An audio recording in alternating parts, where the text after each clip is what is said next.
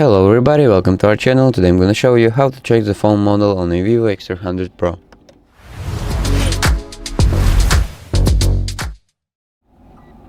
So if you want to check your phone model, I'll show you how to do it. It is very simple. Open up your settings and scroll all the way down to About Phone.